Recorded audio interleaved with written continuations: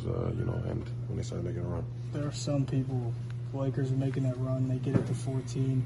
You and LeBron have that exchange. There are people out there that say maybe you shouldn't do that with one of the better players in the game. What were you thinking? I don't care. He's old. You know what I mean? I was waiting for that. I was expecting him to do that game 4, game 5. He wanted to say something when I got my 4th foul. He should have been saying that earlier on. But, I poke bears. I don't respect no one until they come and give me 40. I pride myself on, what I do is defense and taking on any challenge that's on the board. Well, we heard what Dillon Brooks had to say the other day after the Memphis Grizzlies. I don't want to say surprising win because, well, for me personally, I had a feeling the Grizzlies were going to win the game, and it's sad to see that the Lakers played as poorly as they played because you knew the talk. You knew in advance that Ja was injured because he got injured in the first game. You knew you should know better as a team with a lot of veterans on it, with LeBron, with AD, with Schroeder. I believe Schroeder was the guy that, was on the team, a leader on the team when the Atlanta Hawks made it to the Eastern Conference Finals against LeBron and the Cavaliers back in LeBron's first year back with Cleveland in 2015, I want to say. But they should have known better that the sense of urgency should have been, hey, it doesn't matter if Ja's not here. This is still a good team. They have a really good record without him. And don't come out and take this team lightly. Win this game, get on the plane, go back home. And the goal is to not come back to Memphis. But now, obviously, the series is coming back to Memphis regardless of what happens in Los Angeles. So that was the Lakers' fault. But like I said, I had a feeling Memphis was going to win the game. Watching the game through and through, seeing the poor start both teams got off to, and then Memphis eventually started scoring. I just, there's like game 1, there was no doubt in my mind the Lakers were going to win. And then game 2, there was no doubt that Memphis was going to win this game. Because at the end of the day, even though we can look at the series, Ja get injured, and we can say, oh yeah, the series is over. You can say that all you want, but the Memphis Grizzlies are still a really good team. They're not 51-31 for nothing. They were, of course, a top seed, one of the top seeds in the West last year. They're not as good this year, I don't believe, as they were last year. But anyway, that's what Dillon Brooks had to say about LeBron James and after game 2. And hey. This is who the Grizzlies are, whether we like it or not. We did have the anonymous poll, I believe, by The Athletic, where they had a bunch of different questions as to who's the GOAT, who's the most feared player, who you wouldn't want to fight, and things like that. And the poll and the Grizzlies were number 1 in terms of like biggest front runners in the NBA. Like they were voted number 1 from all the players, as they consider the Grizzlies the biggest front runners in the league. And the question now is, I mean, we didn't hear this after game 1. We didn't hear anything from them newsworthy after they lost game 1. But, they wait till game 2, they get the W, and you hear what Dillon Brooks has to say. I'm not mad at it. My only thing that I ask is back it up. Back it up. Have you learned from Golden State last year in terms of all the talk and not backing it up? My thing is back it up, and that's not just beating the Lakers. That's getting to the NBA Finals. When you are as talented as they are, top defense and Ja Morant and all that, it ain't enough just to win this round. Can you get to the Finals now? Can you beat the Kings or the Warriors? Can you beat the Lakers? First of all, can you beat the Kings or the Warriors in the second round? Can you beat in my opinion, the Nuggets or the Suns in the conference finals? Can you beat Milwaukee, Philadelphia, or Boston in the NBA Finals? That's where we are with this team now. And that'll be any team that has been built the way that they've been built, constructed to win a championship. You're all out of excuses. It's not enough for you to just make it to the playoffs. We know that you can make it to the playoffs. Can you go and win it all now?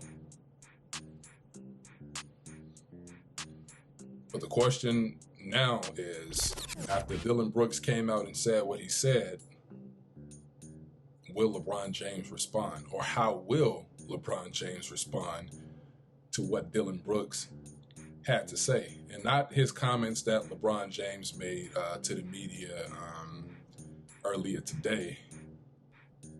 I'm talking about in the game tomorrow, 7 p.m. Pacific time, Saturday, April 22nd. Will LeBron James respond? Dillon Brooks said, well, here's the comments that he made, and we'll come back. This is what LeBron James had to say. Best season of life is experience. I have a lot of it. I don't want to talk much more. Tomorrow's going to be a great game. I'm not here for the bull. I'm ready to play, and that's it. I appreciate it. So, yeah, Dillon Brooks said that he doesn't respect anybody till they give him 40. He called him old. LeBron James, he basically said, "We'll see." He ain't gonna go back and forth with the BS. He's gonna show it on the court. He's gonna prove it on the court. LeBron James finished game 2 with 28 points, which is not a good thing. I feel like at this juncture, at this point, LeBron James and Rudy basically had no help in that game. LeBron James should not be the leading scorer in the playoff games, in these games. If I see LeBron James in this fashion as the leading scorer, that means something is going wrong, especially AD with 13 points, 4-14 shooting. LeBron James can't, to this degree, be the leading scorer. There has to be a balance with it. There was no balance in game 2. But tomorrow, I think he absolutely has to be the leading scorer. Well, he doesn't have to. I know Dillon Brooks said he doesn't respect anybody till they give him 40. But if LeBron James give you 25, 10 rebounds, 15 assists, that'll suffice. He'll give you 30, but AD should be giving you close to 40 or about the same as LeBron. Austin Reeves should be giving you 19 to 20. Hachimura, he should be giving you an efficient 15. D'Angelo Russell, he should be up there. When we say LeBron needs to respond, I don't think he necessarily needs to respond with 40 points. But he does need to respond with an efficient game in the W.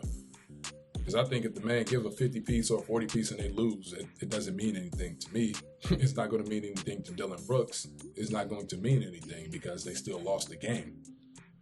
So the biggest thing is that the Lakers go in, take care of business, win the game, go up 2-1, and then I think game 4 of this series is Monday. Yes, game 4 is Monday. So they'll have 2 days off, and they can come back, take care of business again in game 4, and go to Memphis on Wednesday.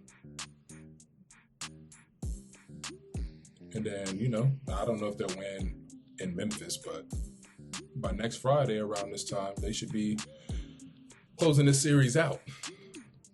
I would like for it to end in Memphis on Wednesday, but I'm a realist. They come back home and take care of business. They should not be losing any home games. If the Lakers lose a game out here, I'm in Sacramento, but if the Lakers lose a game in LA at the Crypt, then I'm going to start losing, especially if they don't win game 5. So they shouldn't be losing any home games. They shouldn't have lost game 2. I know that Memphis is still a good team regardless, but you got to come out. You got to be prepared. You got to know that, forget the fact that Ja's not playing. You got to come out and play your A game because they played just a terrible game of basketball in that game against Memphis, shooting just 41%. Memphis didn't play much better, but they did enough to win the game. But the Lakers just had a horrible shooting night. They let Memphis go on these runs. Memphis did lead by 20 at one point, and the Lakers kept cutting the lead down. And it seems that every time that they were threatening, Memphis would respond. Both teams had 50 points in the paint. The Lakers just kept trading baskets with them whenever they would get it close. Had a horrible three-point shooting night. D'Angelo Russell, 2 of 11, 1 for 5 from 3. Can't have that, especially the AD numbers. Can't have that. They roughed AD up big time. Hachimura did his thing, but it was time, like I said before, going into this game, somebody else got to step up. Somebody else got to step up. Dennis Schroeder. He didn't even score 16 minutes and gave you a donut. So they got to come out in game 3 with a sense of urgency because they got to win both these games to make up for what they did in Memphis in game 2. So we're going to see if LeBron going to answer the challenge.